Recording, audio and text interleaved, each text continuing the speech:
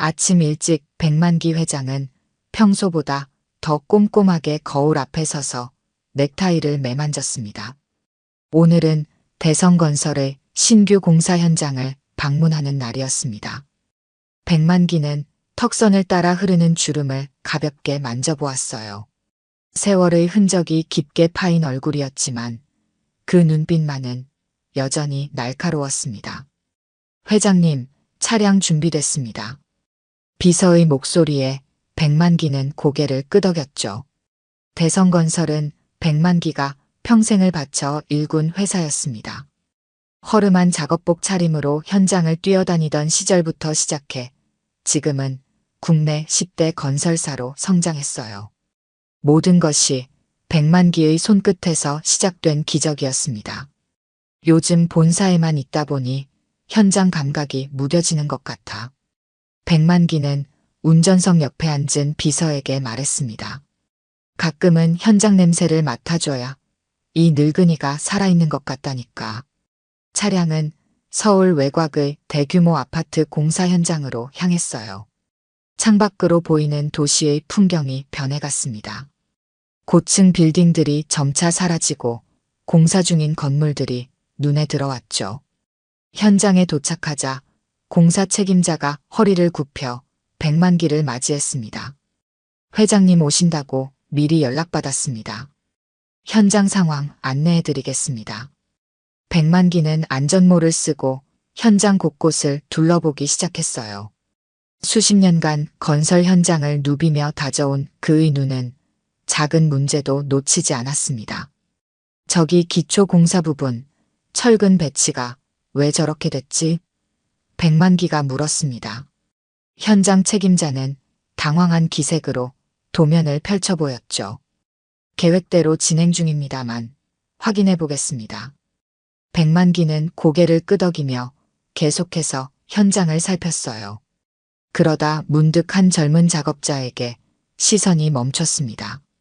땀에 젖은 작업복을 입은 청년이 묵묵히 철근을 다루고 있었어요. 백만기는 발걸음을 멈추고 청년을 지켜보았습니다. 무언가 묘하게 익숙한 느낌이 들었죠. 그 손놀림, 진지한 표정, 일에 몰두하는 모습이 마치 젊은 시절 자신을 보는 것 같았어요. 저 청년 누구지? 백만기가 현장 책임자에게 물었습니다. 아, 박주환이라고 새로 들어온 작업자입니다. 기술이 좋아서 채용했습니다. 백만기는 고개를 끄덕였지만 시선은 여전히 청년에게 고정되어 있었어요. 마치 오래된 기억 속 한 조각을 발견한 듯한 느낌이었습니다. 그 순간 청년이 고개를 들어 백만기와 눈이 마주쳤죠. 짧은 찰나였지만 백만기의 가슴 한편이 묘하게 울렸습니다. 더 둘러봅시다. 백만기가 말했지만 그의 마음은 여전히 그 청년에게 머물러 있었어요. 왠지 그 청년에게서 눈을 떼기 어려웠습니다. 점심시간이 되자 공사 현장은 잠시 조용해졌습니다. 작업자들은 삼삼오오 모여 도시락을 먹거나 간이 식당에서 식사를 했어요. 백만기는 현장 사무실에서 준비된 점심을 먹으려 했지만 마음이 자꾸 아까 본 청년에게로 향했습니다. 저 청년 박주환이라고 했나? 좀 더 자세히 알아볼 수 있을까요? 백만기가 현장 책임자에게 물었어요. 현장 책임자는 잠시 의아한 표정을 지었지만 곧 고개를 끄덕였습니다. 네, 알아보겠습니다. 무슨 문제라도 있으신가요? 백만기는 손을 저었습니다. 아니, 그런 건 아니야. 그냥 뭔가 눈에 띄는 구석이 있어서 말이지. 잠시 후 백만기는 혼자 현장을 거닐었어요. 공사장 한쪽에 마련된 휴식 공간에서 그 청년을 발견했습니다. 박주환은 홀로 벤치에 앉아 도시락을 먹고 있었죠. 백만기는 천천히 다가갔습니다. 여기 앉아도 되겠나?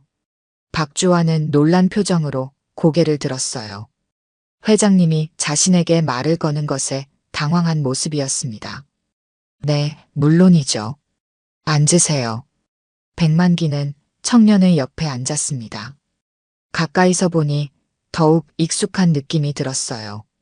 특히 그 눈매와 턱선이 누군가를 떠올리게 했습니다. 일한 지 얼마나 됐나? 백만기가 물었어요. 대성건설에선 한 달 정도 됐습니다. 하지만 건설 현장에서는 5년 정도 일했어요. 박주환이 답했습니다. 백만기는 고개를 끄덕였어요. 일솜씨가 좋더군. 기초부터 제대로 배웠나 보지? 네, 처음부터 차근차근 배웠습니다. 저는 제가 가진 것이 기술밖에 없어서 더 열심히 했을 뿐이에요. 대화를 나누는 동안 박주환이 목을 조금 돌리자 백만기는 그의 목덜미에 있는 작은 점을 발견했습니다. 그 순간 백만기의 심장이 빠르게 뛰기 시작했어요. 까만색의 작은 점이었지만 그 위치와 모양이 너무나 특이했습니다. 그 점 특이하구먼. 백만기의 목소리가 살짝 떨렸습니다. 박주환은 무의식적으로 손을 목덜미에 가져다 댔어요. 아, 이거요? 태어날 때부터 있었대요. 사람들이 가끔 물어봐서 알고 있습니다. 백만기의 눈빛이 달라졌습니다. 가족 중에 같은 점이 있는 사람이 있나? 박주환은 잠시 슬픈 표정을 지었다가 미소 지었어요. 아버지도 같은 자리에 점이 있었대요. 유전이라는 게 참 신기하죠. 직접 본 적은 없지만 고아원에 저를 맡기신 분이 그렇게 말씀하셨다고 들었습니다. 백만기의 얼굴이 굳어졌습니다. 뭐라고? 저는 고아원에서 자랐어요.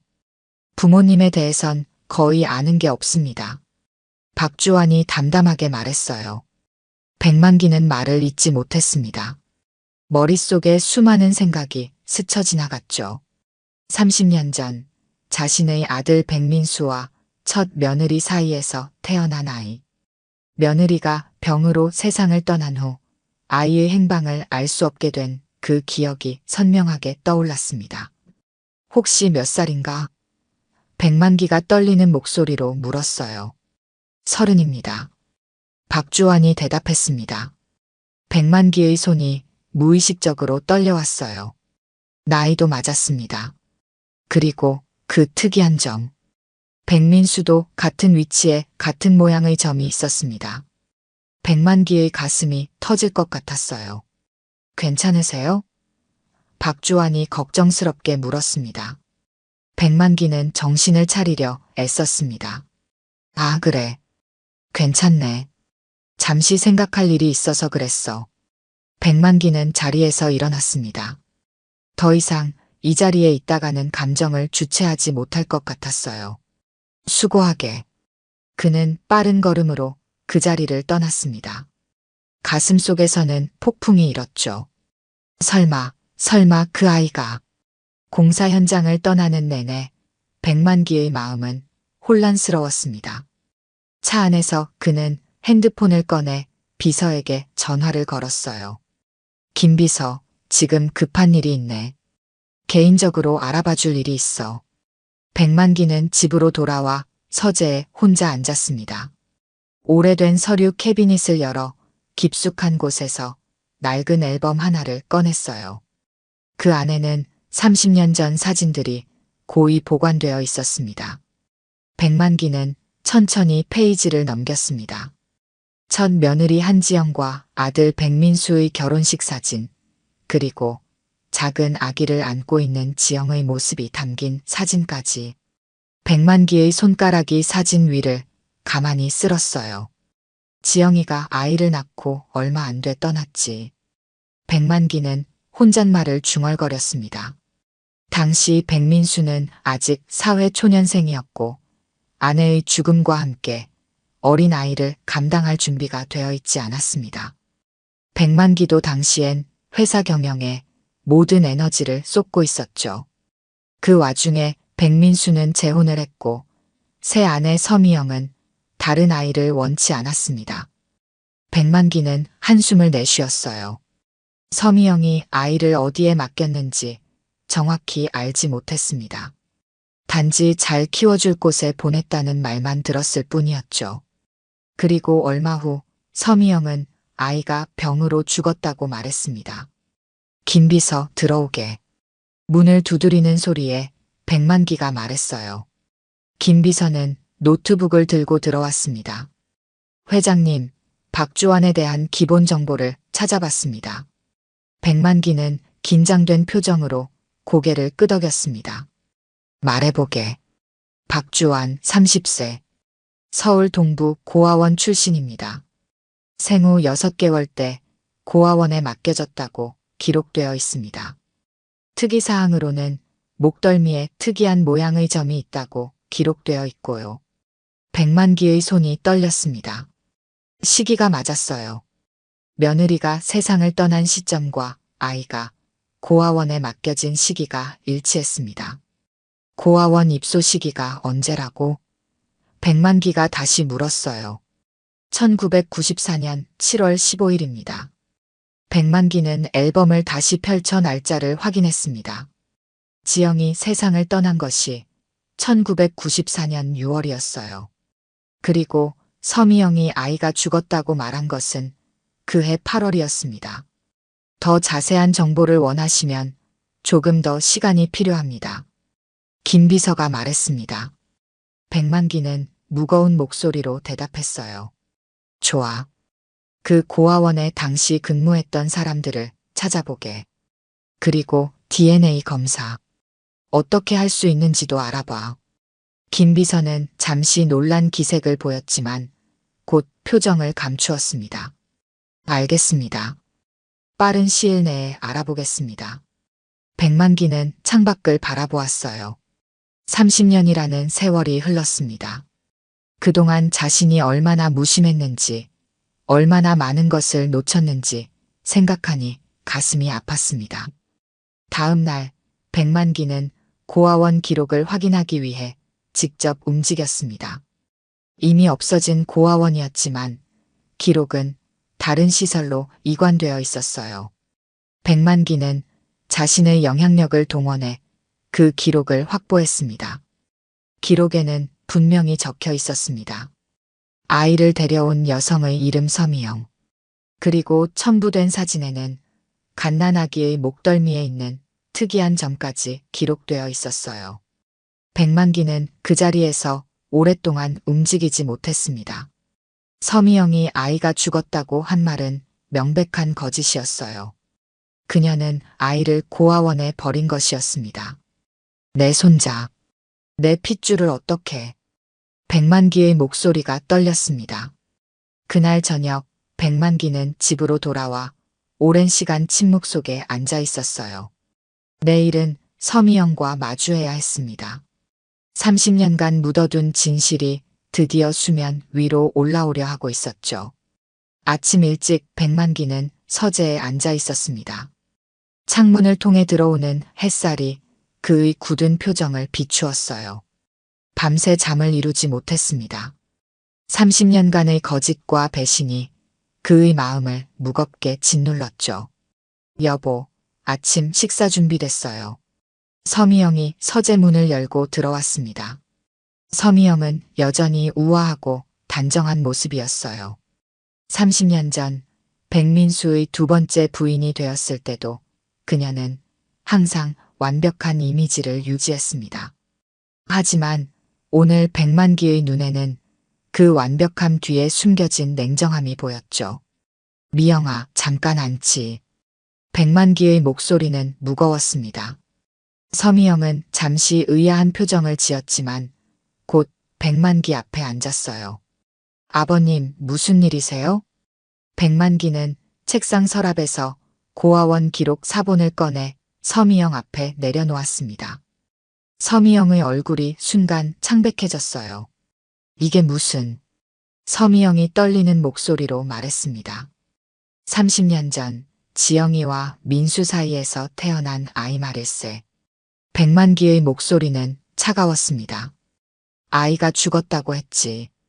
그런데 이건 뭐지? 서미영은 입술을 깨물었어요. 그녀의 손이 미세하게 떨리기 시작했습니다. 오래된 일이에요. 진실을 말해주게. 30년이면 충분히 길었어. 백만기가 단호하게 말했습니다. 서미영은 한동안 침묵했어요. 그러다 천천히 고개를 들어 백만기를 바라보았습니다.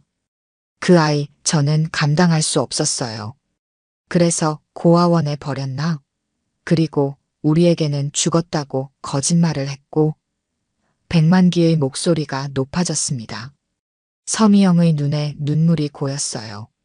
당시 저는 겨우 24이었어요. 갑자기 다른 여자의 아이를 맡게 되었고, 민수 씨는 아내를 잃은 슬픔에 빠져 있었죠. 저는 두려웠어요. 두려웠다고? 무엇이 그렇게 두려웠나? 백만기가 물었습니다. 서미영은 눈물을 참지 못하고 흘렸어요. 난 그 아이가 내 아들을 뺏을까봐 두려웠어. 민수 씨의 마음도, 당신의 사랑도, 이 집안에서의 내 위치도. 백만기는 분노에 떨었습니다. 하지만 동시에 자책감도 밀려왔어요. 자신 역시 바쁘다는 핑계로 손자에게 관심을 기울이지 않았던 것이 사실이었습니다. 그 아이는 우리 핏줄일세. 내 손자라고. 백만기가 탁자를 내리쳤습니다. 서미영은 고개를 숙인 채 흐느꼈어요. 용서해 주세요. 젊은 시절의 어리석은 판단이었어요. 나중에 후회했지만 이미 돌이킬 수 없었어요. 민수는 알고 있나? 백만기가 물었습니다.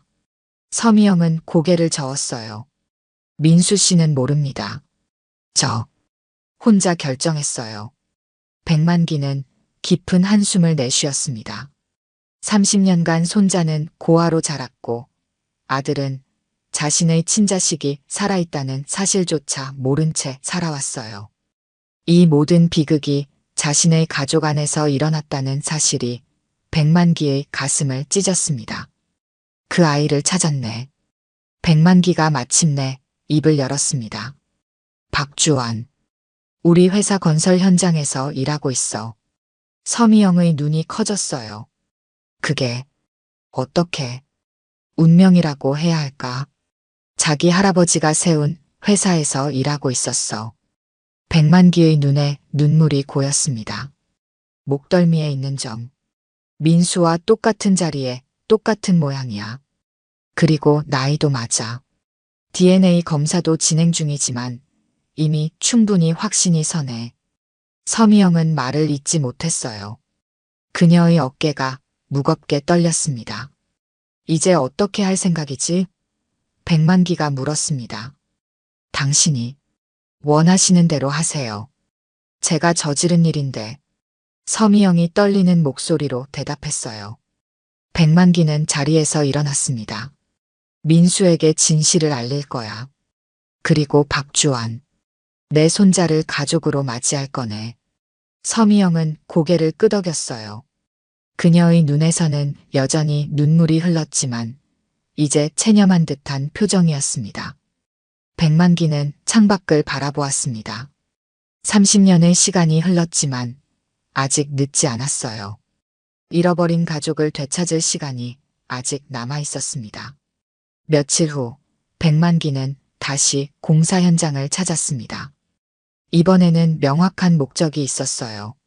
박주환을 더 알아가기 위해서였습니다. 백만기는 현장 책임자에게 부탁해 박주환과 개인적으로 대화할 시간을 마련했어요. 작은 현장 사무실에서 박주환은 긴장한 표정으로 백만기를 기다리고 있었습니다. 평소와 다른 정장 차림이었죠. 아마도 회장과의 면담이 부담스러웠을 겁니다. 안깨나 주환 씨. 백만기가 부드러운 목소리로 말했어요. 박주환은 조심스럽게 자리에 앉았습니다. 부르셨습니까? 혹시 제가 실수라도. 백만기는 손을 저었어요. 아니네. 그런 게 아니야. 지난번 잠깐 대화를 나눴는데 자네가 마음에 들어서 좀 더 이야기를 나누고 싶었어. 박주환의 긴장이 조금 풀렸습니다. 하지만 여전히 의아한 표정이었어요.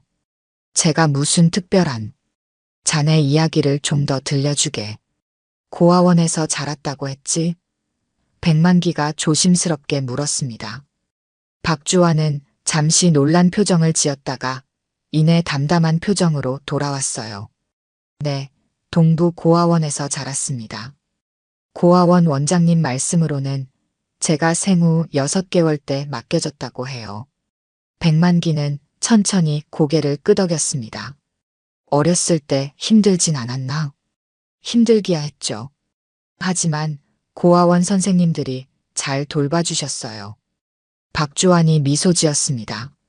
특히 김 선생님이란 분이 계셨는데 저를 많이 아껴주셨어요. 그분 덕분에 제가 건설 일에 관심을 갖게 됐죠. 백만기의 눈썹이 살짝 올라갔어요. 건설 일에 관심을 갖게 된 계기가 있었나? 박주환은 고개를 끄덕였습니다. 김 선생님이 늘 말씀하셨어요. 집을 짓는 일은 가정을 만드는 일이라고. 가정이 없는 저에게 그 말이 크게 와닿았습니다. 누군가의 보금자리를 만든다는 게 의미 있게 느껴졌어요. 백만기의 눈에 순간 촉촉함이 맺혔습니다. 자신의 손자가 이런 생각을 품고 자랐다는 사실에 가슴이 아팠어요. 학교는 어디까지 다녔나? 백만기가 물었습니다. 고등학교까지요. 대학은 형편이 안 되어서 포기했습니다. 대신 기술학교에서 건축 관련 기술을 배웠어요. 그때부터 건설 현장에서 일했죠. 박주환이 대답했어요. 백만기는 고개를 끄덕였습니다. 가족에 대해 어떤 정보라도 알고 있나? 박주환은 잠시 생각에 잠겼다가 대답했어요. 많지는 않습니다. 제가 고아원에 맡겨질 때 작은 메모가 있었다고 해요. 거기에는 제 이름과 생년월일, 그리고 목에 있는 점이 아버지를 닮았다는 내용만 적혀 있었다고 합니다. 백만기의 심장이 빠르게 뛰었습니다. 그것은 분명 서미영이 남긴 메모였을 겁니다. 아버지에 대해 어떻게 생각하나? 백만기가 조심스럽게 물었어요. 박주환은 목덜미의 점을 무의식적으로 만졌습니다. 솔직히 말하면 한때는 원망도 많이 했어요. 왜 저를 버렸는지, 왜 한 번도 찾아오지 않았는지. 하지만 지금은 그분도 나름의 사정이 있었겠거니 생각합니다. 박주환의 눈에 슬픔이 깃들었지만 이내 미소를 지었어요. 그래도 아버지가 어떤 분이셨는진 모르지만 이 점만은 닮았대요. 그리고 고아원 선생님들은 늘 말씀하셨어요. 제가 목에 있는 점처럼 성실한 사람이라고요. 그래서 저는 이 점이 좋아요. 아버지의 성실함을 물려받았다고 생각하면 뿌듯하거든요. 백만기의 가슴이 먹먹해졌습니다. 아들 백민수는 실제로 성실한 사람이었어요. 그리고 지금 눈앞의 청년도 똑같았습니다. 유전이란 참 신기한 것이었죠. 꿈이 있나? 백만기가 물었습니다. 언젠가는 저만의 작은 건설 회사를 차리는 거예요. 크진 않더라도 제 철학대로 안전하고 튼튼한 집을 짓는 회사요. 박주환이 수줍게 웃었어요. 아직은 멀었지만 언젠가는 이룰 수 있을 거라 믿습니다. 백만기는 주환의 말 한마디 한마디를 가슴에 새겼습니다.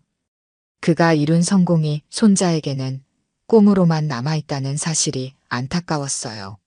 일주일 후 백만기의 집무실에는 무거운 침묵이 흘렀습니다. 책상 위에는 검사 결과지가 놓여 있었어요. DNA 검사 결과였습니다. 백만기는 떨리는 손으로 그 종이를 다시 한번 읽었죠. 친족관계 확률 99.9999%. 의심의 여지가 없었습니다. 박주환은 백만기의 친손자였어요. 어떻게 해야 할까? 백만기는 깊은 한숨을 내쉬었습니다. 지난 몇 주간 백만기는 박주환에 대해 더 많은 것을 알아봤어요. 그는 성실하고 책임감 있는 청년이었습니다. 동료들 사이에서도 신뢰가 두터웠고 기술적인 면에서도 뛰어났죠. 자신의 할아버지처럼 건설 현장에서 시작해 성공한 사람이 되겠다는 꿈을 가진 청년이었습니다. 백만기는 백민수에게도 이 사실을 알렸어요. 처음에 백민수는 충격에 말을 잇지 못했습니다. 자신의 아들이 살아있다는 사실, 그것도 30년간 고아로 지냈다는 사실에 오랫동안 울었죠.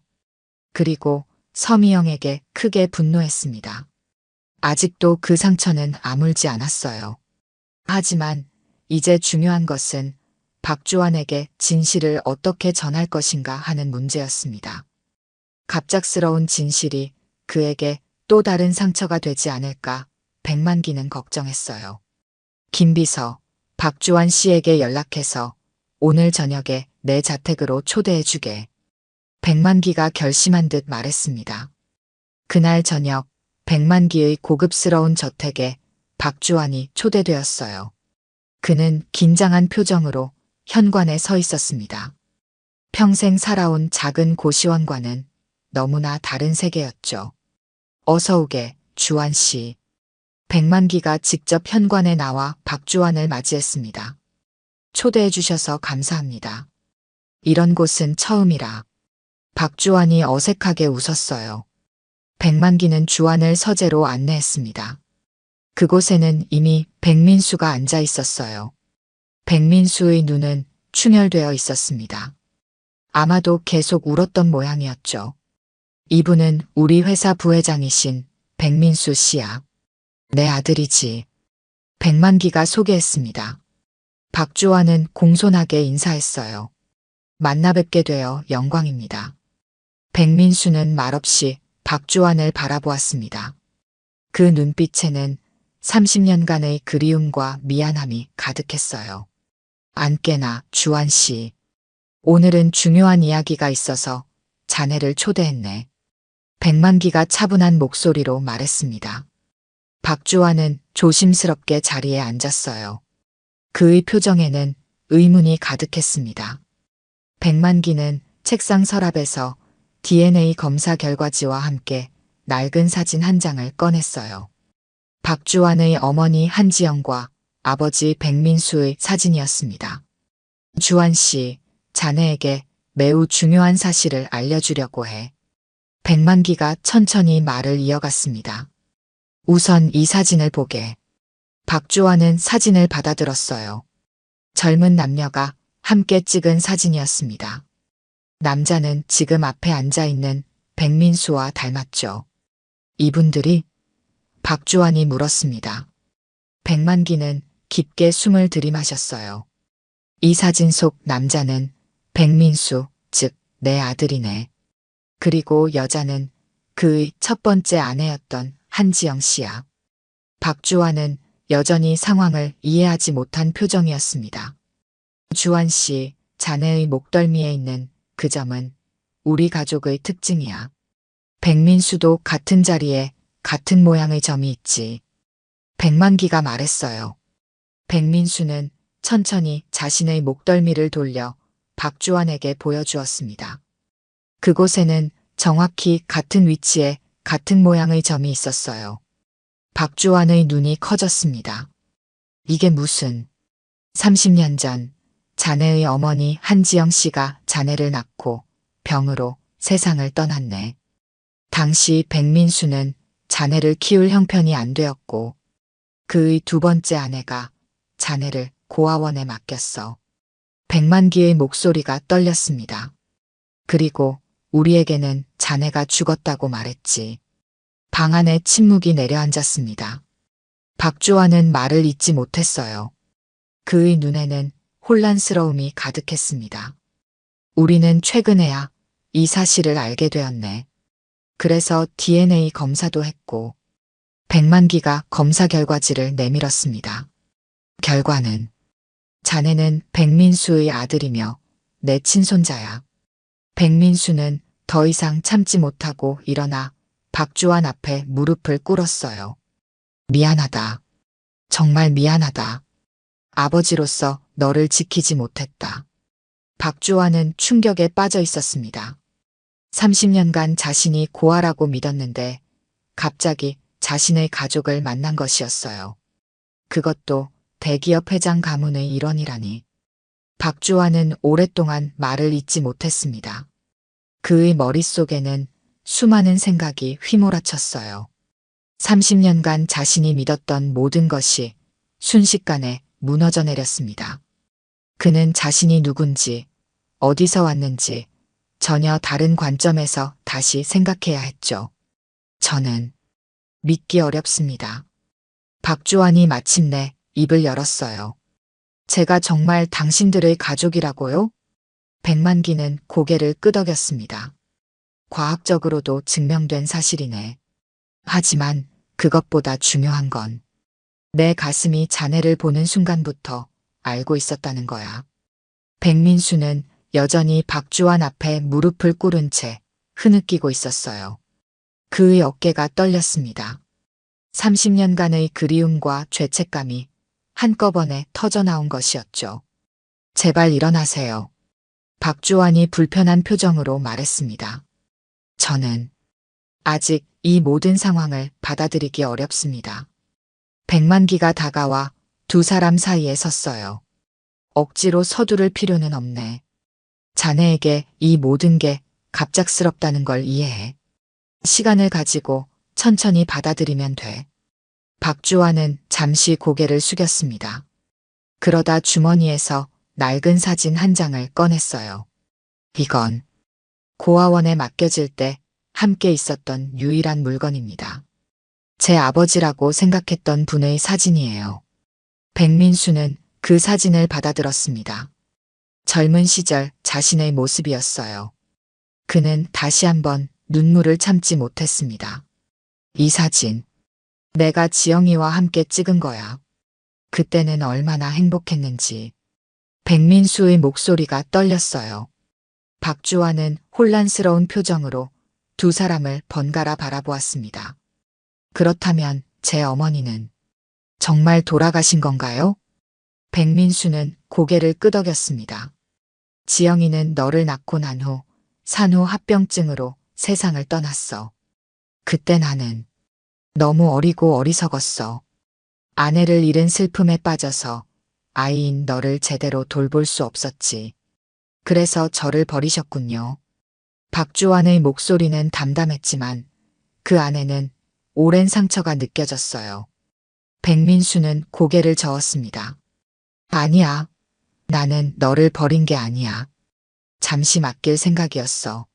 하지만 새 아내, 서미영이 너를 고아원에 보내고는 내게 내가 죽었다고 거짓말을 했던 거야. 방 안에 무거운 침묵이 내려앉았습니다. 그때 문이 조용히 열렸어요. 서미영이 들어왔습니다. 그녀의 얼굴은 창백했고 눈가에는 눈물이 맺혀 있었죠. 제가 모든 것을 말해야 할 것 같습니다. 서미영이 떨리는 목소리로 말했어요. 박주환은 고개를 들어 서미영을 바라보았습니다. 그녀는 천천히 박주환 앞에 다가와 무릎을 꿇었어요. 저는 당신의 새어머니였습니다. 하지만 어리석은 판단으로 당신을 가족에게서 떼어놓았어요. 서미영의 목소리가 흐느낌으로 가득 찼습니다. 젊은 시절의 질투와 두려움이 저를 그렇게 만들었습니다. 용서받을 수 없는 일이란 걸 알지만 그래도 진심으로 사과드립니다. 박주환은 한동안 말이 없었습니다. 그의 표정에는 복잡한 감정이 교차했어요.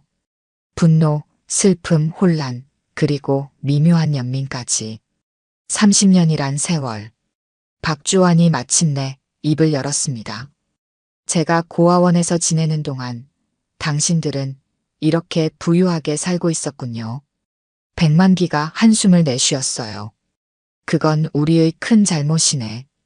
내가 손자인 자네에게 관심을 기울였다면 진실을 일찍 알아챘을 텐데. 박주환은 자리에서 일어났습니다. 그의 눈에는 감정이 가득했지만 목소리는 의외로 차분했어요. 저는 시간이 필요합니다. 이 모든 걸 받아들이기에는. 백민수가 다가와 조심스럽게 아들의 어깨에 손을 얹었습니다. 이해해. 우리가 너무 서두르는 것 같아. 내가 원하는 만큼 시간을 가져도 좋아. 그때 박주환의 눈에서 눈물이 흘러내렸어요. 그는 스스로도 예상하지 못했던 감정의 폭발에 당황했습니다. 30년간 참아왔던 고아로서의 외로움과 상처가 한꺼번에 터져나온 것이었죠. 저는 항상 가족을 꿈꿔왔습니다. 박주환이 떨리는 목소리로 말했어요. 크리스마스마다, 명절마다. 다른 아이들이 가족과 함께할 때 혼자였어요. 그런데 이제 와서 이렇게. 백민수는 더 이상 참지 못하고 아들을 끌어안았습니다. 처음에는 박주환이 굳어 있었지만 서서히 그의 몸에서도 긴장이 풀렸어요. 그리고 마침내 두 사람은 서로를 끌어안고 오열했습니다. 백만기도 다가와 두 사람을 감싸 안았어요. 새 남자의 눈에서는 눈물이 멈추지 않았습니다. 30년간의 이별 끝에 맺어진 가족의 재회였죠. 서미영은 조용히 눈물을 흘리며 뒤에서 지켜보았습니다. 그녀의 눈에는 후회와 함께 작은 희망의 빛이 비쳤어요. 아마도 언젠가는 용서받을 수 있을지도 모른다는 희망이었을 겁니다. 세상에 이렇게 성실한 손자를 두고 몰라봤다니 내가 어리석었지. 백만기가 박주환의 등을 쓰다듬으며 말했습니다. 한 달이 지났습니다. 대성건설 본사 회의실에서 중요한 회의가 열리고 있었어요. 백만기 회장은 회의 테이블 맨 앞자리에 앉아 발표를 경청하고 있었습니다. 그의 오른편에는 백민수가, 왼편에는 박주환이 앉아 있었죠. 이상으로 신규 건설 기술 도입에 관한 발표를 마치겠습니다. 박주환이 자신감 있는 목소리로 말했어요. 백만기는 만족스러운 표정으로 박수를 쳤습니다. 훌륭한 분석이었네, 주환군. 현장에서 직접 일해본 경험이 이런 발표에 깊이를 더하는군. 회의가 끝나고 새 남자는 백만기의 집무실로 자리를 옮겼습니다. 지난 한 달 동안 많은 일이 있었어요. 박주환은 처음에는 혼란스러워했지만 점차 새로운 가족관계를 받아들이기 시작했습니다. 물론 모든 감정의 상처가 치유되기에는 아직 시간이 필요했지만 적어도 세 사람은 서로를 가족으로 인정하고 있었죠. 자네의 발표를 들으니 더욱 확신이 들었어. 백만기가 웃으며 말했습니다. 대성건설 기술직 인턴으로 정식 채용하기로 한 결정이 정말 옳았네. 박주환은 수줍게 웃었어요. 기회를 주셔서 감사합니다. 하지만 혹시 제가 특별 대우를 받는 건 아닌지 걱정돼요. 백민수가 고개를 저었습니다. 전혀 그렇지 않아. 내 능력은 회사의 인사 담당자들도 인정한 사실이야. 우리 가족이라고 해서 특혜를 준 건 아니라는 걸 알아줬으면 해. 백만기는 창밖을 바라보았어요. 서울의 빌딩 숲이 한눈에 들어왔습니다. 그 많은 건물 중 상당수가 대성건설이 지은 것들이었죠. 주환아, 나는 내게 이 회사를 물려주겠다는 말은 하지 않을 거야. 백만기가 진지한 목소리로 말했습니다. 박주환은 잠시 놀란 표정을 지었다가 곧 고개를 끄덕였어요. 당연합니다. 저는 그런 생각도 없었어요. 백만기는 미소를 지었습니다.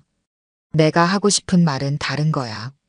너처럼 현장에서부터 올라온 사람이 회사를 이끄는 시대가 와야 한다고 생각해. 내가 그랬던 것처럼 말이야. 백만기는 자리에서 일어나 두 사람에게 다가갔어요.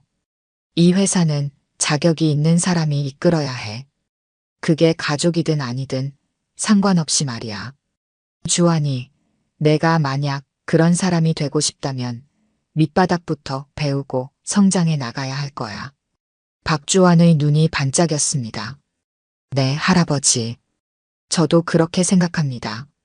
저는 제 능력으로 인정받고 싶어요. 백민수는 아들의 어깨를 토닥였어요. 내가 그런 마음을 갖고 있어서 기쁘구나. 아버지로서 너무 자랑스러워. 세 사람은 함께 웃었습니다.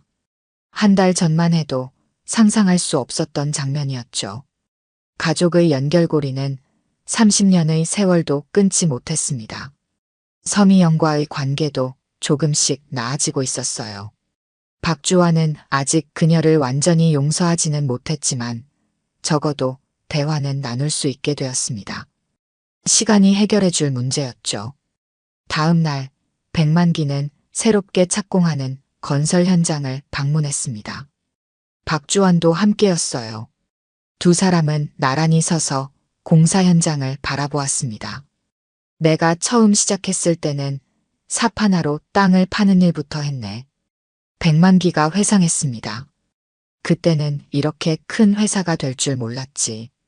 박주환은 고개를 끄덕였어요. 저도 처음에는 자재 나르는 일부터 시작했습니다. 그때는 제가 이런 자리에 서게 될 줄 몰랐죠. 백만기는 손자의 어깨를 부드럽게 감쌌습니다. 우리 인생이란 게 참 알 수 없는 거야. 한 점이 모여 선이 되고 선이 모여 면이 되듯 작은 점 하나가 이런 기적을 만들어냈네. 박주환은 무의식적으로 목덜미의 점을 만졌어요. 그 작은 점이 자신의 운명을 바꾼 것이었습니다.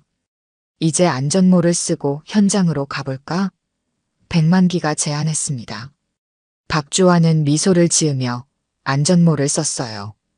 그리고 할아버지와 함께 공사 현장으로 걸어갔습니다. 조금 떨어진 곳에서 백민수가 두 사람을 바라보고 있었죠. 그의 눈에는 자랑스러움과 행복이 가득했습니다. 박주환은 앞으로 갈 길이 멀었지만 이제 그는 혼자가 아니었어요. 그의 뒤에는 가족이 있었습니다. 목덜미의 작은 점처럼 작고 특별한 인연이 그를 진정한 가족으로 이끌었죠. 현장의 노동자들이 박주환에게 친근하게 인사했습니다. 그는 여전히 그들의 동료였고 그들의 고충을 누구보다 잘 이해하는 사람이었어요. 이것이 바로 백만기가 박주환에게서 본 가능성이었습니다. 현장의 경험과 경영의 지혜가 결합된 미래의 리더였죠. 앞으로 대성건설은 어떤 회사가 되었으면 좋겠나? 백만기가 박주환에게 물었습니다. 박주환은 잠시 생각하더니 대답했어요. 현장 노동자들의 안전과 복지를 최우선으로 생각하는 회사요.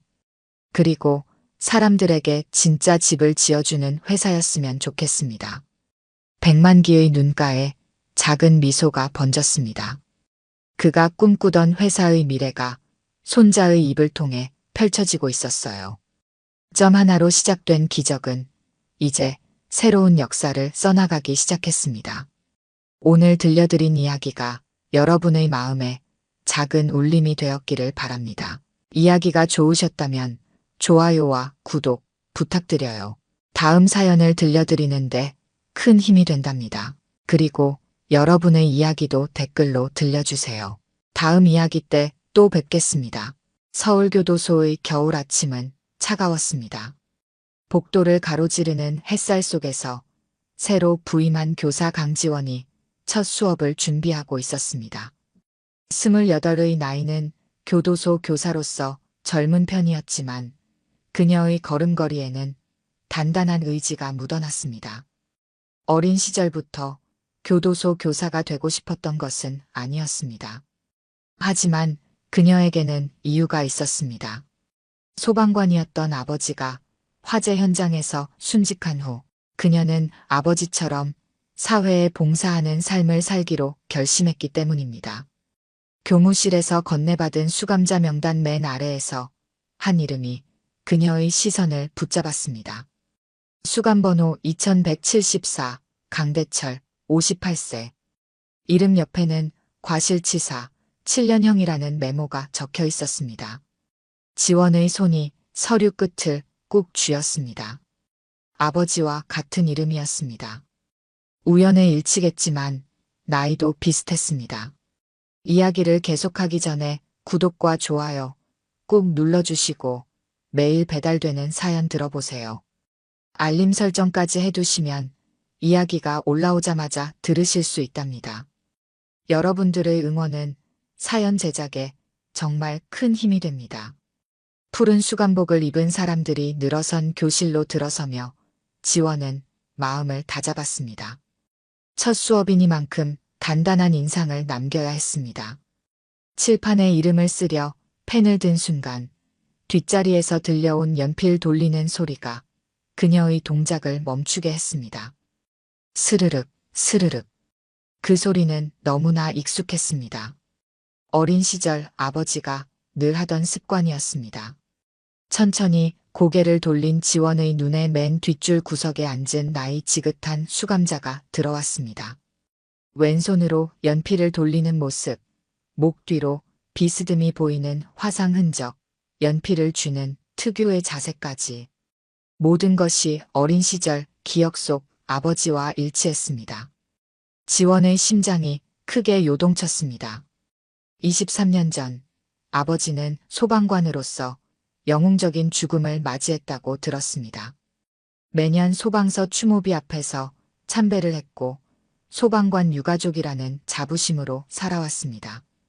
그런데 지금 그 아버지가 수감자의 모습으로 그녀 앞에 있었습니다. 수업은 기계적으로 진행됐습니다. 자기소개서 작성이 첫 과제였습니다. 수감자들이 한 명씩 자신의 글을 읽어나갔고 마지막으로 강대철의 차례가 되었습니다. 그의 목소리는 낮고 깊었습니다. 소방관 출신이라는 말에 지원의 손이 떨렸습니다. 그가 말을 이어갔습니다. 화재 현장에서 일어난 사고로 수감되었다는 이야기, 그리고 그보다 더 오래전에 있었던 또 다른 사건에 대한 이야기였습니다. 수업이 끝나고 지원은 곧바로 기록 보관실로 향했습니다.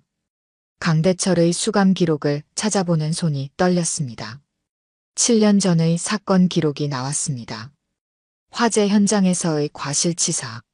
하지만 그보다 더 오래된 20년 전의 기록이 그녀의 눈길을 사로잡았습니다. 대형 화재 현장에서의 동료 사망 사고. 당시 소방서 내부 비리 제보자였던 강대철이 누명을 쓰고 수감되었다는 메모가 달려 있었습니다. 옆에 붙어 있던 낡은 신문 스크랩에는 소방서 내부 비리 폭로 후 사망. 사고 연루된 소방관, 구속이라는 제목이 적혀 있었습니다. 기사 속 흑백 사진 속 남자는 분명 아버지였습니다. 지원은 의자에 털썩 주저앉았습니다. 머릿속이 하얗게 변했습니다. 어머니가 들려준 이야기는 전부 거짓이었습니다. 아버지는 순직한 게 아니었습니다. 수감동으로 돌아가는 길에 지원은 창밖을 바라보았습니다. 아버지는 그녀를 전혀 알아보지 못했습니다. 그도 그럴 것이 헤어질 때 지원의 나이는 고작 5살이었으니까요. 하지만 지원은 알아봤습니다. 연필을 돌리는 왼손, 목덜미의 화상 자국, 그리고 그 목소리까지. 23년이 지났지만 지워지지 않는 기억이었습니다. 교도소 정문을 나서는 지원의 발걸음은 무거웠습니다. 집으로 돌아가는 대신 어머니의 집을 향해 걸음을 옮겼습니다. 답을 찾아야 했습니다. 왜 거짓말을 했는지, 진실은 무엇인지. 이제는 모든 것을 알아야 했습니다. 어머니의 집 현관문 앞에서 지원은 한참을 서성였습니다. 이 문을 열면 지난 23년간 믿어온 모든 것이 무너질 것만 같았습니다. 영웅이었던 아버지, 자랑스러웠던 기억들, 그토록 소중히 간직해온 추모비 앞에서의 시간들. 떨리는 손으로 초인종을 눌렀습니다. 문이 열리고 어머니가 나왔습니다. 퇴근 시간도 아닌데 딸이 찾아온 것을 보고 어머니는 직감했는지 얼굴이 하얗게 변했습니다. 지원은 거실로 들어서자마자 가방에서 수감 기록 사본을 꺼냈습니다. 어머니의 눈이 커졌습니다. 이건 거짓말이겠죠? 아빠는 정말 순직하신 거겠죠? 어머니는 대답 대신 오래된 문갑으로 향했습니다. 가장 아래 서랍을 열자 낡은 종이들이 가득했습니다. 면회 기록부, 편지들, 신문 스크랩. 23년간 꼭꼭 숨겨두었던 진실이었습니다. 어머니의 손이 떨렸습니다. 그때 엄마도 선택의 여지가 없었어. 내가 너무 어렸고 아빠는 무기징역을 선고받은 상태였어. 진실은 25년 전으로 거슬러 올라갑니다. 소방서 내부의 비리를 고발하려 했던 아버지.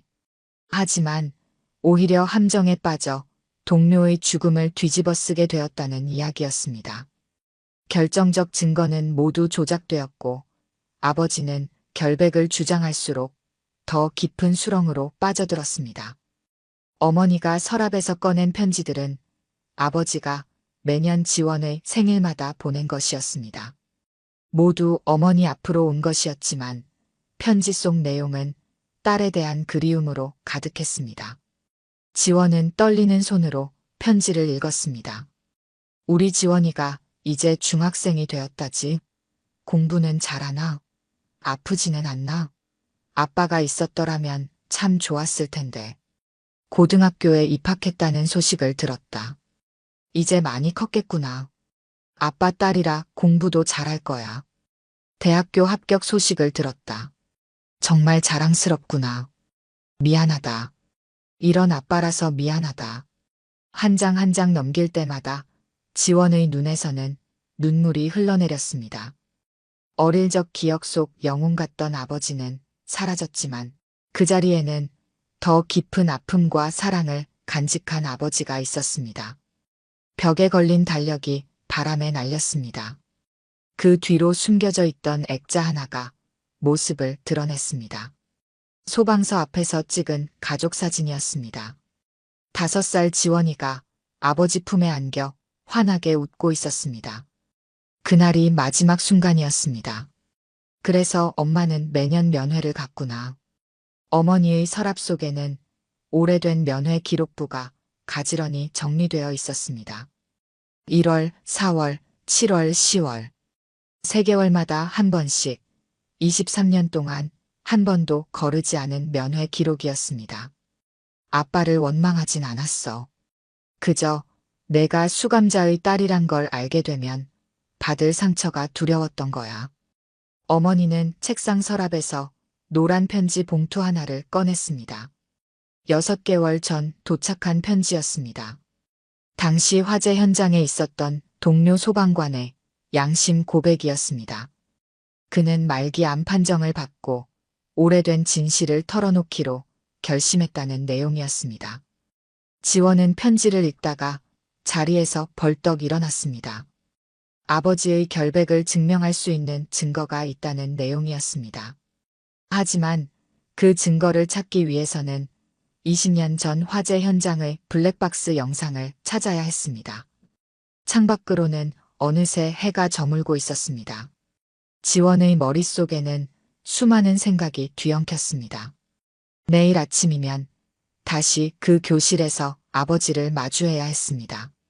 이제는 진실을 알게 된 딸로서, 그리고 교도소 교사로서. 다음 날 아침, 교도소는 여느 때와 다름없이 차가웠습니다. 철조망 사이로 스며드는 햇살이 복도, 바닥에 그림자를 드리웠습니다. 하지만 지원에게는 모든 것이 달라져 있었습니다. 철문 하나하나가 무겁게 느껴졌고 복도를 울리는 발자국 소리는 마치 심장 소리처럼 크게 들렸습니다. 수감자들의 눈빛까지도 전과는 다르게 보였습니다. 매일 지나치던 이 공간이 이제는 완전히 낯선 세계가 되어 있었습니다. 어젯밤 마주한 진실은 그녀의 세상을 완전히 뒤바꿔 놓았고 23년간 쌓아온 모든 기억이 마치 모래성처럼 허물어져 내리는 기분이었습니다. 교무실에 들어서자 동료 교사들이 평소처럼 인사를 건넸습니다. 지원은 억지로 미소를 지었습니다. 마치 가면을 쓴 것처럼 어색하게 느껴졌습니다. 책상 위에는 오늘의 수업 계획이 놓여 있었습니다. 사회와 인간이라는 주제. 이제 와서야 이 수업이 얼마나 아이러니한지 깨달았습니다. 23년 전 사회는 한 인간에게 어떤 선택을 강요했고 그 선택은 또 다른 인간들의 삶을 어떻게 뒤바꿔 놓았는지.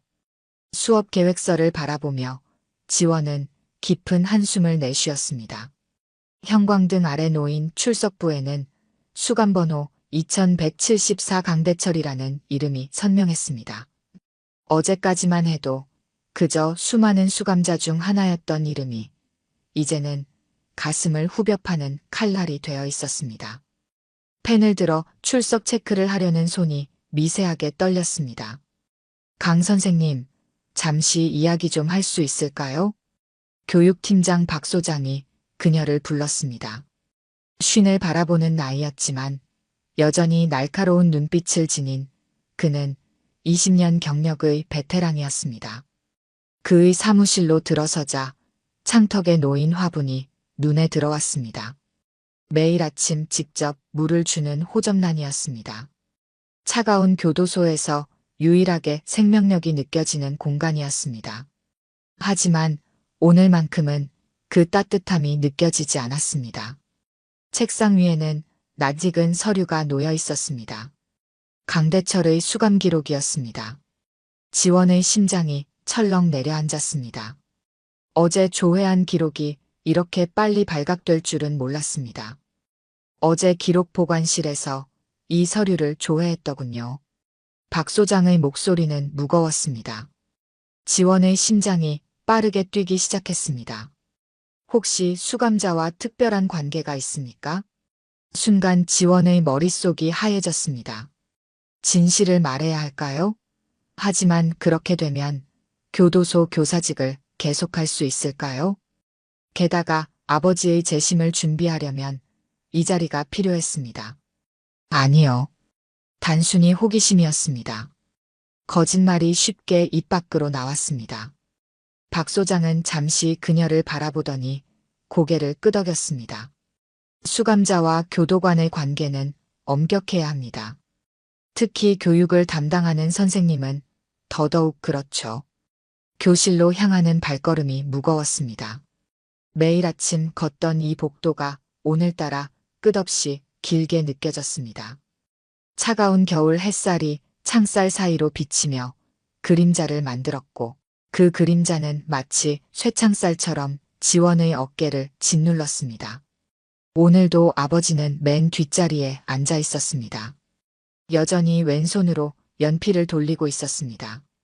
스르륵, 스르륵. 그 소리가 교실 안을 울렸습니다. 어제와 같은 모습이었지만 이제는 그 모든 작은 동작들이 너무나 다르게 보였습니다. 연필을 잡은 손가락의 굳은 살, 소매 사이로 보이는 희미한 화상 자국, 미간 사이의 깊은 주름까지. 이 모든 것들이 23년이라는 시간의 무게를 고스란히 담고 있었습니다. 수업 주제는 가족이었습니다. 어젯밤 내내 고민한 끝에 선택한 주제였습니다. 어쩌면 스스로를 시험해보고 싶었는지도 모릅니다. 수감자들은 한 명씩 자신의 가족 이야기를 했습니다. 어떤 이는 아내와 자식을 그리워했고 어떤 이는 부모님께 죄송하다고 했습니다. 이야기를 하는 내내 그들의 목소리에는 그리움과 후회가 묻어났습니다. 창 밖으로 까마귀 한 마리가 날아갔습니다. 지원은 문득 어린 시절 아버지와 함께 본 까마귀가 떠올랐습니다. 그날도 이런 겨울 아침이었습니다. 아버지는 까마귀도 가족이 있단다라고 말씀하셨습니다. 그 기억이 마치 어제 일처럼 선명했습니다. 마지막 순서는 강대철이었습니다. 그는 천천히 자리에서 일어났습니다. 푸른 수감복이 햇살에 바랜 것이 마치 그의 인생처럼 보였습니다. 주름진 손으로 종이를 꼭 쥐고 있는 모습이 안쓰러웠습니다. 저는 25살에 소방관이 되었습니다. 그리고 30의 아버지가 되었죠. 지원의 손이 떨렸습니다. 분필을 잡은 손가락 마디가 하얗게 변할 정도로 힘이 들어갔습니다. 칠판 앞에 서 있는 것이 이토록 힘든 일이었던 적은 없었습니다. 딸아이가 있었습니다. 5살 때 마지막으로 봤으니 이제는 28살이 되었겠네요. 교실 안이 쥐죽은 듯 조용해졌습니다. 겨울 바람이 창문을 때리는 소리만이 울렸습니다. 수감자들의 시선이 모두 강대철에게 향했습니다. 그의 이야기에 담긴 진심이 전해진 것일까요? 매일 밤 그 아이의 얼굴을 그려봅니다. 지금은 어떻게 변했을지, 어떤 어른이 되었을지. 하지만 그런 상상을 할 자격이 있는지 모르겠습니다. 아버지의 목소리가 흔들렸습니다. 마치 오래된 풍경화처럼 흐릿하고 바랜 기억 속에서 5살 딸아이의 모습을 더듬는 듯 했습니다. 지원은 칠판을 바라본 채 움직이지 못했습니다. 눈물이 볼을 타고 흘러내렸습니다. 하얀 분필가루가 눈물과 섞여 희미한 흔적을 남겼습니다. 그때였습니다. 교실 뒤쪽에서 요란한 소리가 들렸습니다. 의자가 넘어지는 소리와 함께 수감자 한 명이 갑자기 일어섰습니다. 살인 혐의로 수감된 김민호였습니다. 그의 얼굴은 붉게 상기되어 있었고 눈에는 광기가 서려 있었습니다. 거짓말이야. 전부 거짓말이라고. 그는 강대철을 향해 달려들었습니다. 순식간에 교실이 아수라장이 되었습니다. 다른 수감자들이 비키는 사이로 김민호의 주먹이 허공을 갈랐습니다. 지원이 본능적으로 그들 사이에 뛰어들었습니다. 23년간 가슴속에 담아두었던 절규가 터져나왔습니다. 아버지, 시간이 멈춘 듯 했습니다. 교실 안의 모든 움직임이 정지했습니다. 창살 사이로 비치는 겨울 햇살마저 그 자리에 얼어붙은 것 같았습니다. 강대철의 눈이 커졌습니다. 그제야 그는 딸을 알아보았습니다. 5살짜리 어린아이의 눈빛이 28 교사의 눈빛과 겹쳐졌습니다. 23년이라는 시간이 한순간에 무너져 내렸습니다. 교도관들이 뛰어들어왔습니다. 두꺼운 군화 소리가 교실을 울렸습니다. 굳게 닫혀있던 철문이 요란하게 열리는 소리와 함께 제복을 입은 사람들이 쏟아져 들어왔습니다. 김민호는 금세 제압되어 독방으로 끌려갔고 나머지 수감자들도 각자의 수감동으로 돌아갔습니다. 하지만 강대철은 그 자리에 얼어붙은 듯 서 있었습니다. 그의 두 눈은 지원을 향한 채 미동도 없었습니다. 마치 움직이면 눈앞의 광경이 사라질까 두려운 듯 했습니다. 수갑을 찬 그의 손이 미세하게 떨리고 있었습니다. 지원 역시 그 자리에 못 박힌 듯 서 있었습니다. 아버지의 눈에서 읽히는 감정들이 가슴을 파고들었습니다. 놀라움, 그리움, 후회, 사랑, 그리고 두려움까지. 교실은 순식간에 텅 비었습니다. 바닥에 쓰러진 의자들, 어지럽게 널린 종이들, 그리고 칠판에 남은 희미한 글씨들만이 방금 전의 소란을 증명하고 있었습니다. 겨울 햇살은 여전히 창살 사이로 스며들어 차가운 그림자를 만들었습니다. 박 소장의 호출은 예상했던 일이었습니다. 그의 사무실로 가는 길이 끝없이 멀게 느껴졌습니다. 복도를 걸으며 지원은 자신의 앞길을 생각했습니다. 이제 더 이상 교도소 교사로 있을 수 없을지도 모릅니다. 하지만 그것보다 더 중요한 것은 아버지의 결백을 증명하는 일이었습니다. 어제 발견한 진실, 그리고 그 진실을 입증할 수 있는 증거를 찾아야 했습니다. 복도 끝에서 교도관이 강대철을 수감동으로 호송하고 있었습니다. 멀어지는 아버지의 뒷모습이 흐릿하게 보였습니다. 그때 아버지가 고개를 돌려 지원을 바라보았습니다. 순간 지원은 가슴이 무너져 내리는 것을 느꼈습니다. 그의 눈에는 23년의 시간이 고스란히 담겨 있었습니다. 후회와 그리움, 그리고 이제 막 피어오르기 시작한 희망까지. 지원은 주먹을 꽉 쥐었습니다. 손톱이 손바닥을 파고들었습니다. 이제 선택해야 했습니다. 교도소 교사로서의 책임과 딸로서의 의무 사이에서 그녀는 새로운 길을 찾아야 했습니다. 하지만 한 가지는 분명했습니다. 더 이상 도망칠 수는 없다는 것. 이제 마주해야 할 시간이 왔습니다. 복도 창밖으로 까마귀 한 마리가 천천히 날아갔습니다. 아침에 보았던 그 까마귀일까요? 어쩌면 정말 가족을 찾아가는 길일지도 모릅니다. 지원은 깊은 숨을 들이마셨습니다. 이제 그녀도 자신의 길을 찾아 나서야 했습니다. 다음 날 아침, 지원은 평소보다 일찍 교실에 도착했습니다. 복도는 아직 어둑했고 형광등 불빛이 차가운 바닥을 비추고 있었습니다. 창가에 쌓인 흰 눈이 교실 안으로 부드러운 빛을 던졌습니다. 어제의 소란이 거짓말처럼 느껴질 만큼 교실은 고요했습니다. 쓰러졌던 의자들은 반듯하게 정리되어 있었고 바닥에 흩어졌던 종이들도 사라져 있었습니다. 책상 위에는 어제 밤새 썼던 원고가 놓여 있었습니다. 구겨진 종이 귀퉁이에는 커피 자국이 남아 있었습니다. 밤새 몇 번이나 다시 썼는지 모를 글이었습니다. 칠판에 천천히 분필을 들어 올렸습니다. 나의 영웅이라는 세 글자를 적는 동안 손끝이 미세하게 떨렸습니다. 분필 가루가 하얗게 손바닥을 덮었습니다.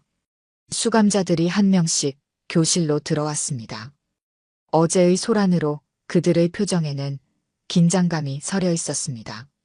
평소라면 들리던 작은 웃음소리나 발걸음 소리도 없었습니다. 맨 뒷자리, 아버지의 자리는 비어 있었습니다. 혹시 독방으로 보내진 것은 아닐까? 가슴이 철렁 내려앉았습니다. 잠시 후 교도관의 안내로 그가 교실에 들어섰습니다. 푸른 수감복은 어제와 같았지만 그의 눈빛은 완전히 달라져 있었습니다. 딸을 바라보는 그 눈빛에는 23년의 그리움이 가득했습니다. 주름진 손으로 연필을 쥐는 모습에서도 긴장감이 느껴졌습니다. 지원은 담담한 목소리로 수업을 시작했습니다. 떨리는 마음을 누르고 자신이 준비한 글을 천천히 읽어내려갔습니다. 5살 때의 기억으로 시작하는 글이었습니다. 소방관이었던 아버지가 화재 현장에서 아이를 구하고 돌아오시던 날의 이야기였습니다. 그날 목에 두른 아버지의 스카프에서 나던 연기 냄새, 시커먼 그을음, 자국 사이로 보이던 환한 미소, 피곤에 지친 얼굴로도 늘 자신을 안아주시던 따뜻한 손길. 지원의 목소리가 교실 안을 울렸습니다. 수감자들은 고개를 숙인 채 그녀의 이야기에 귀를 기울였습니다. 누군가는 자신의 자식을 떠올렸을지도 모릅니다. 혹은 자신의 아버지를요. 창틀에 내려앉은 눈송이들이 햇빛에 반짝였습니다. 글은 계속해서 아버지의 마지막 출근길을 향해 걸어갔습니다. 평소와 다름없던 그날 아침, 머리를 쓰다듬던 아버지의 손길, 늘 하던 것처럼 건넨 작별 인사, 그리고 다시는 돌아오지 않을 것이라고는 상상도 못했던 그날의 일상이 생생하게 펼쳐졌습니다. 문득 뒷자리에서 누군가 훌쩍이는 소리가 들렸습니다. 유년 시절의 기억은 계속해서 이어졌습니다. 매년 소방서에 찾아가 참배를 하던 일, 아버지의 영정사진 앞에서 울던 일, 소방관 유가족이라는 자부심으로 살아온 나날들. 그리고 마침내 어제 그토록 그리워하던 아버지를 다시 만난 순간까지 지원의 목소리가 흔들렸습니다. 잠시 숨을 고르고 마지막 문장을 읽어내렸습니다. 아버지의 진짜 모습을 알게 된 지금도 여전히 자신에게 아버지는 영웅이라는 문장이었습니다. 영웅이란 완벽한 사람이 아니라 끝까지 자신의 신념을 지키려 했던 사람이라고, 진실을 위해 모든 것을 잃을 각오를 했던 사람이라고. 고개를 들었을 때 강대철의 얼굴에는 눈물이 흐르고 있었습니다. 그의 주름진 얼굴 위로 흐르는 투명한 물줄기가 창밖의 흰 눈과 겹쳐 보였습니다. 평생을 가슴속에 묻어두었던 진실이 이제는 눈물이 되어 흘러내리고 있었습니다. 수감자들도 하나둘 고개를 들었습니다. 그들의 눈빛도 달라져 있었습니다. 어제와는 전혀 다른 시선으로 강대철을 바라보았습니다. 교실 창문 너머로 또다시 눈이 내리기 시작했습니다.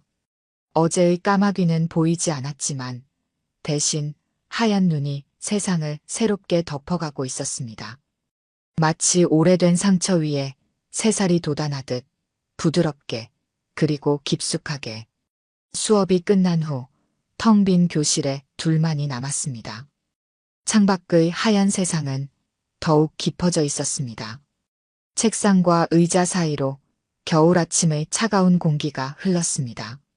아버지와 딸 사이의 23년이라는 시간도 이제는 저 눈처럼 녹아내릴 차례였습니다. 강대철은 천천히 자리에서 일어났습니다. 그의 발걸음은 무거웠지만 더 이상 도망치지 않을 것 같은 단단함이 느껴졌습니다. 봄이 오기 전의 마지막 추위가 교도소를 감쌌습니다. 지원은 박 소장의 사무실 앞에 서서 잠시 망설였습니다. 손에는 어머니가 건네준 낡은 서류 가방이 들려 있었습니다. 그 안에는 20년 전 화재 현장의 진실이 담겨 있었습니다.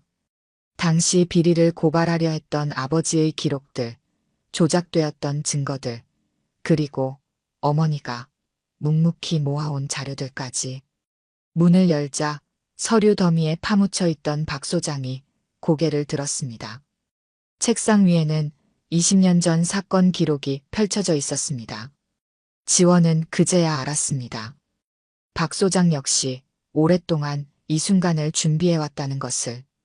당시 소방서에서 아버지와 같은 팀이었던 그는 불합리한 상황을 이해하면서도 침묵할 수밖에 없었던 자신을 용서하지 못했던 것입니다.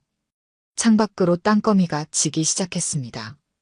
하얀 눈은 어느새 잠잠해졌고 대신 차가운 겨울비가 내리고 있었습니다. 빗방울이 유리창을 타고 흘러내리는 모습이 마치 누군가의 눈물 같았습니다.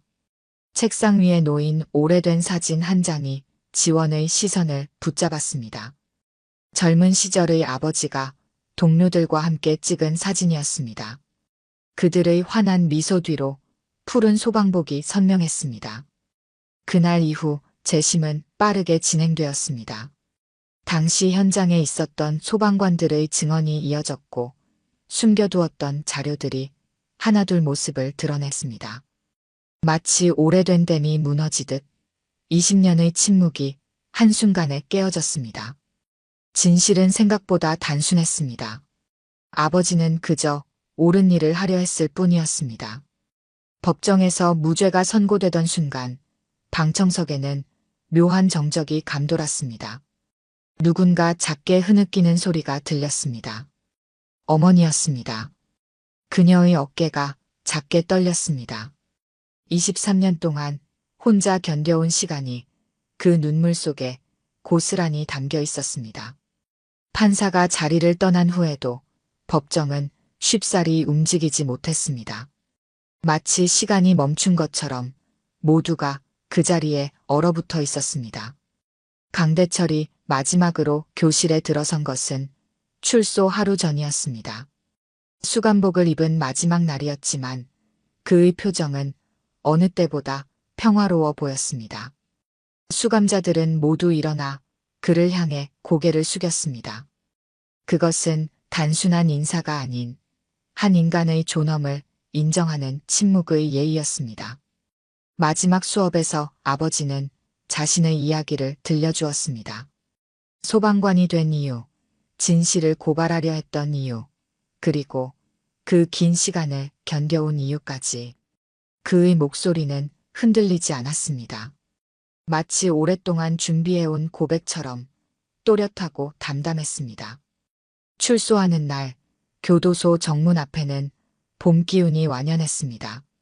아직 쌀쌀한 바람이 불었지만 담쟁이 덩굴 사이로 새순이 돋아나고 있었습니다. 지원과 어머니가 그를 기다리고 있었습니다. 23년 만에 다시 마주한 가족의 모습은 어색하면서도 자연스러웠습니다. 강대철은 천천히 걸음을 옮겼습니다. 한 걸음 한 걸음. 그 걸음 속에는 지난 시간의 무게가 고스란히 담겨 있었습니다. 마침내 정문을 나서는 순간 따스한 햇살이 그의 얼굴을 비추었습니다. 눈부신 빛 속에서 그는 잠시 걸음을 멈추었습니다.